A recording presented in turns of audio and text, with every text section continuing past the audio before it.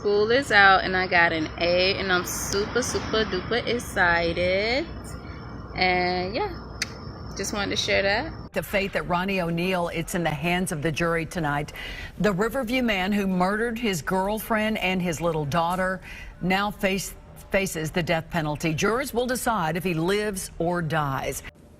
I am not sorry for something I didn't do, and I am not sorry for the things I did do. In the late hours of March 18th, 2018, a terrified woman's voice rang out through a 911 call in Riverview, Florida. Hello, 911. What is your emergency? Yes, my neighbor is beating up his girlfriend next door. What's going on there? I don't know. I heard the neighbor yell, help me. Help me. What's going on I jumped there? up. I don't know. I think he's beating her next door. We just heard some noise. Okay. 33-year-old Kenyatta Barron was begging for her life as a man's voice echoed in the background, chanting disturbing phrases about being killed and making religious declarations. Then the line went dead. 911, what's your emergency? I'm shot. Help me. I'm shot. Help me, please. Jesus, help me. I'm shot. Okay, what's the address of the emergency, ma'am? What's the address of your emergency? I'm shot. Help me, please. What's your address? What's your address, ma'am? Shot me. Help me, please. He shot me. Where? 6 minutes later, when deputies arrived at the home, they found Kenyatta lying unconscious in the front yard. Her life tragically ended. Inside the burning house, 2 children lay wounded. As first responders arrived, Barron's lifeless body was in front of a neighbor's home. The state contends after Ronnie O'Neal killed Kenyatta Barron, he then murdered his disabled daughter with an axe before stabbing his son. 9-year-old Ronnie O'Neal had been brutally attacked with a hatchet, her young life stolen in the most horrific way imaginable. 8-year-old Ronnie O'Neal IV had been stabbed multiple times and set on fire by his own father, but somehow, against all odds, he was still alive. This is the chilling story of a night of unspeakable violence, a father who turned on his own family with unimaginable cruelty, and a young boy who survived to testify against the man who should have protected him. A case so disturbing that the judge who presided over it called it the worst she had ever seen in her 19-year career. Then the judge addressed O'Neal to pronounce sentence. This is the worst case I've ever seen as far as the facts go. Telling O'Neal she had to fight to hold back tears during the trial. For the rest of my life, I'll be haunted by what I saw as far as the evidence. This is the tragic case of Kenyatta Barron and Ronnie O'Neal. 33-year-old Kenyatta Barron was a devoted mother living in Riverview, Florida, raising 2 children, 9-year-old Ronnie and 8-year-old Ronnie IV. Those who knew Kenyatta described her as a good mother who worked hard to create a beautiful, loving home for her family. But for Ronnie, now 12, it's important to him that we remember his mother and sister. She was just a good mom. Kenyatta Barron was back in school attending HCC, but still had time to play football with him. Kenyatta returned to school and was enrolled at Hillsborough Community College, building a better future for herself and her children. Despite her studies, she remained present for her kids. She played football with Ronnie in the front yard, made him his favorite bean pie, and pushed him on the swing. Kenyatta's home reflected the care she poured into her family. Ronnie's bedroom was decorated to make her feel like a princess. On the kitchen refrigerator, Kenyatta had placed magnets with words that represented her values: faith, love, family, and hope. But things weren't easy for Ronnie. She was a child with special needs. She was severely handicapped, confined to a wheelchair, and unable to speak. Despite her physical and mental disabilities, her spirit remained strong. She attended school and frequently won an award recognizing terrific kids for her positive attitude. Even her brother showed her immense love. And Ronnie had his own special way of communicating with his disabled sister, Ronnie. We did like a lot of things together. She was nice. Her younger brother, Ronnie, had learned sign language to communicate with her sister. This showed the compassion and love Kenyatta had instilled in both children. But despite the love amongst her children, some other parts of her life were falling apart. Kenyatta's relationship with 29-year-old Ronnie O'Neal III, the father of her children, had ended before March 2018. They were no longer romantically involved, and he wasn't living with them. However, things with Ronnie III were not so easy to be done with. Ronnie III had sustained a gunshot wound and needed a place to recover. According to court testimony, neither his parents nor another woman he had been involved with would let him stay at their homes. Then, Kenyatta made a decision that would ultimately cost her everything. Kenyatta, compassionate and willing to help, allowed him to come stay with her. It was an act of kindness meant to help the father of her children during a difficult time. But that decision would end in unimaginable tragedy. Leading up to that night, Ronnie III had begun exhibiting deeply troubling signs. His statements during and after the attack suggested a man whose grip on reality had become dangerously distorted. He spoke of being attacked by white demons, referred to Kenyatta as demonic, and called his own children the offspring of evil. Soon, what happened next would change multiple lives forever. 911, what is your emergency? Hey, I just been attacked by some fucking white demons inside, and she tried to fucking kill me, and What's the I just address? killed her stupid ass. Huh? What's the address of the emergency? Try to attack you? Yes, yes, yes. She did. She tried to kill me. On March 18, 2018, at 11:43 p.m., a frantic 911 call came into the Hillsborough County Sheriff's Office. The voice was Kenyatta Barron's, filled with fear and desperation. In the background, a male voice shouted disturbing phrases, claiming someone had killed him, warning people not to come outside, and repeatedly making Islamic declarations. The call ended abruptly, and the cops knew what they had to do. What's the address of your I'm emergency? shot. Help me, please. What's your address? What's your address, ma'am? Stop me. Help me, please. He shot me. Where? Oh, no, what the?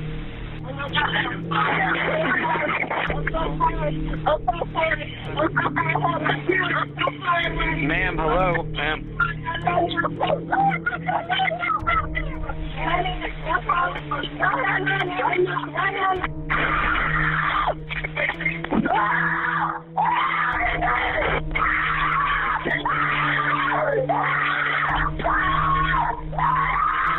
Ma'am, hello.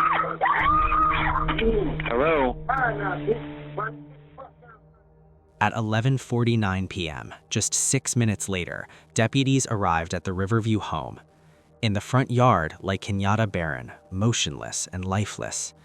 A neighbor, James Gray, had witnessed part of what happened and had chilling things to say. Gray testified that he had heard piercing screams followed by frantic banging on his door. When he opened it, he saw Kenyatta lying face down, unresponsive. Standing over her was Ronnie III, clutching her arm with one hand and holding an object in the other. But that was not all. Gray recalled Ronnie III insisting that he didn't understand the situation, repeatedly making religious declarations and claiming that Kenyatta had killed him before retreating back into the house. Gray stayed by Kenyatta's side until law enforcement arrived. Then, at 11:51 p.m., another 911 call came in from Ronnie O'Neal III himself. His voice was calmer, but no less disturbing. He claimed to have been attacked by white demons and accused Kenyatta of trying to kill him. Then he made a chilling confession, admitting that he had just killed her. He calmly provided the home address before the call ended. But the nightmare was far from over. Inside the home, the horror continued. Ronnie III had turned on his own children with a brutality that defied comprehension. 9-year-old Ronivia, a child who was already confined to a wheelchair and unable to speak, became the target of her father's rage. Ronnie III attacked her with a hatchet, striking her multiple times. Ronivia couldn't scream for help, couldn't run away, and couldn't defend herself. She was completely helpless. And there was an unfortunate eyewitness to all this. Now, the state says that he shot his girlfriend through a closet door of their Riverview home back in 2018, and then once that shotgun was unloaded, he beat her to death with it. They claimed he then grabbed a hatchet and killed his daughter. O'Neal, he says all of this is made up. Her younger brother, Ronnie VIII, witnessed the attack on his mother and sister. He watched as his father shot his mother in the arm with a gunshot, saw the violence unfold before his eyes, and then became a victim himself. Ronnie III turned on his son, stabbing him multiple times with a knife. The young boy suffered critical stab wounds, but the attack didn't end there. Then his father, Ronnie O'Neal III, turned on the youngster, stabbing him 20 times and setting him on fire. After stabbing his son, Ronnie III deliberately set the house on fire.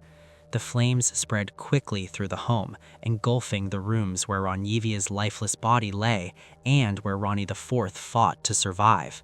Despite his critical stab wounds and the burns he sustained from the fire, Ronnie IV found the strength to escape the burning home. He managed to get outside, where first responders found him in desperate need of medical attention and swung into action. He has to be a miracle. The fact that the injuries that he sustained and what he went through, there's absolutely no reason he should be alive.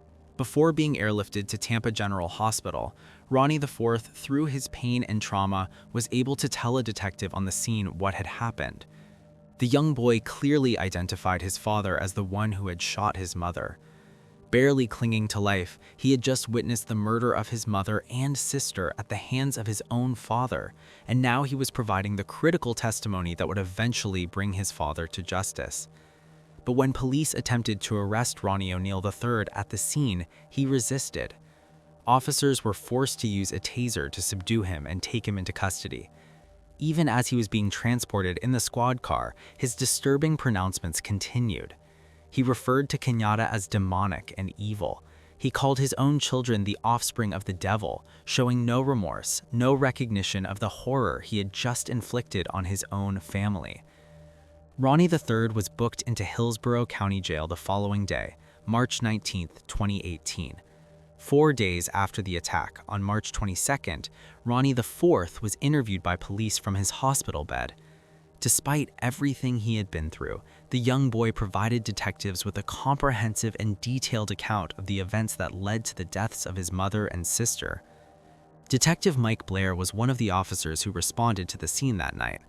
When he arrived, he was told that a child was being medevaxed to Tampa General Hospital but was not expected to survive. Mike, a veteran officer who had responded to hundreds of calls in his career, would later say that this call changed his life. As a detective on the homicide team, Mike had little involvement in the criminal investigation of the case, but a visit to the hospital to see the surviving victim changed everything for him. Little Ronnie was just 8 years old when his father stabbed him and set him on fire.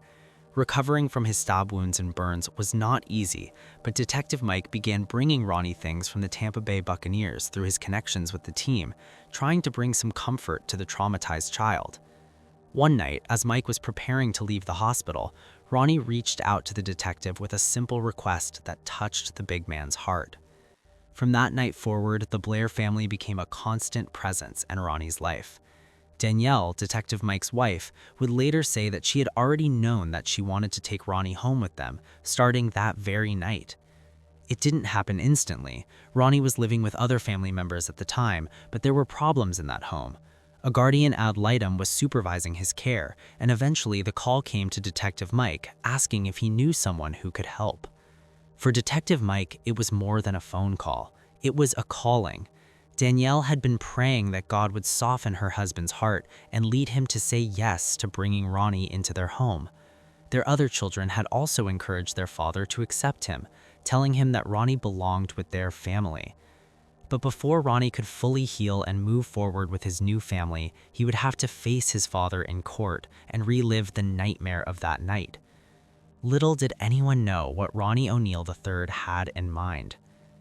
In a decision that shocked legal observers and the public alike, Ronnie III insisted on representing himself in court while also having counsel present.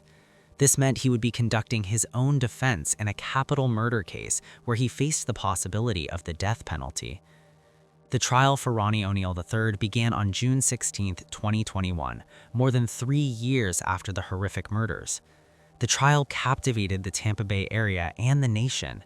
People watched in disbelief as Ronnie III, the man accused of murdering his ex-girlfriend and daughter and attempting to murder his son, questioned witnesses, made opening statements, and presented arguments on his own behalf. But nothing prepared the courtroom for what would happen when the prosecution called their key witness. Ronnie O'Neal IV, now 11 years old, took the stand to testify against his father. The young boy who had survived multiple stab wounds and severe burns would have to face the man who had tried to kill him and relive the worst night of his life in front of a packed courtroom. The emotional weight of the moment was unbearable for everyone present. Then came the moment that would define the trial. Ronnie III, acting as his own attorney, stood up to cross-examine his own son. They found a mother and daughter dead, an 8-year-old boy clinging to life. They say the children's father, Ronnie O'Neal, did it. The courtroom fell silent as the father who had brutally attacked his child now had the legal right to question him directly about that night. Ronnie III asked his son if he had hurt him on the night of the incident. The boy, small and vulnerable on the witness stand, looked at his father and confirmed that he had. By the time it's all said and done, you will see who is the mass murderers. Ronnie III then asked how he had hurt him. The boy's response was direct and devastating. He stated that his father had stabbed him. The exchange was brief but powerful. Throughout the trial, Ronnie III had claimed that his son had lied to investigators about the incident, suggesting that someone else was responsible for the violence that night. But sitting on that witness stand, looking directly at his father, Ronnie IV told the truth without hesitation. His testimony was clear, consistent, and unshakable. Initially, Ronnie III's attorneys had filed motions claiming that he had acted in self-defense and requesting to defend him on the basis of Florida's stand your ground law. However, the judge thought otherwise. The judge rejected this request, finding Ronnie III ineligible for such a defense. The evidence was overwhelming. The crime scene photos were horrific, and the testimony from first responders painted a picture of deliberate, calculated violence. On June 21, 2021, after hearing all the evidence and testimony, the jury returned with their verdict.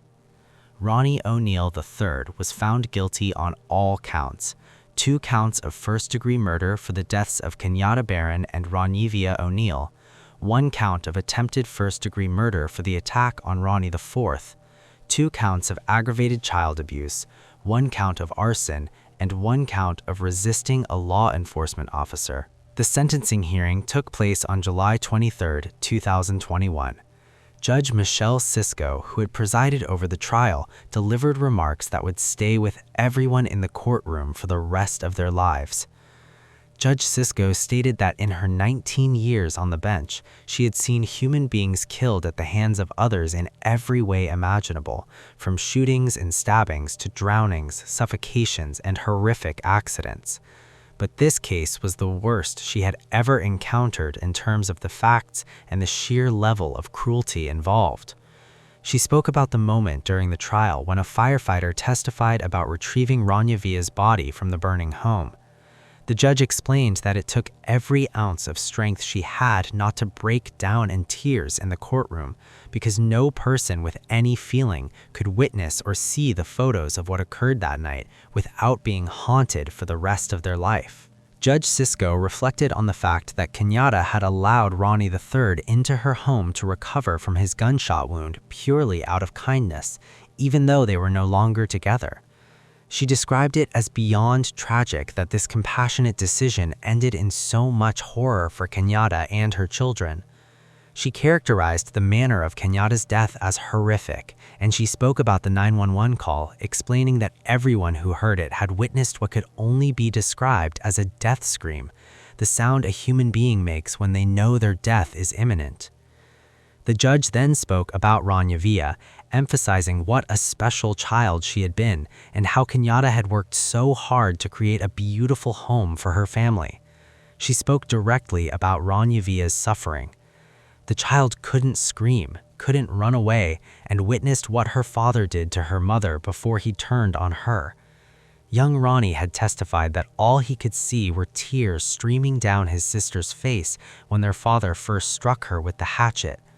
At that moment, Rania understood she was being betrayed in the cruelest, most tragic way a child could ever experience, by her own parent, the one person who should have protected her above all else. Judge Sisko described Ronnie III's actions toward his daughter as representing abject cruelty, something unspeakable and absolutely horrific. She sentenced him to 3 consecutive life sentences without the possibility of parole, plus 90 years. He would spend the rest of his life in prison. Ronnie O'Neal III is currently incarcerated at Liberty Correctional Institution in Bristol, Florida, where he will remain until his death. State Attorney Andrew Warren released a statement describing the murders as among the most cruel and vicious the community had ever witnessed. The case had shaken Tampa Bay to its core, leaving everyone who heard about it struggling to comprehend how a father could commit such unspeakable acts against his own children. But amid all the darkness, there was a light. On November 25, 2019, more than a year before the trial began, Ronnie O'Neal IV was officially adopted by Detective Mike Blair and his wife, Danielle. Mike Blair changed his name to Ronnie Blair when he joined the family of 7, which included Mike, Danielle, and their 5 other children. Mike Blair recalled that on the night of the murders, there had been no expectation that Ronnie would survive. He considered the boy's recovery to be nothing short of a miracle. The Blair family developed a mantra that Ronnie repeats to himself during times of stress, reminding him that he is safe, loved, and part of the family. Ronnie Blair, now thriving in his new home, spoke about his adoptive parents with deep gratitude.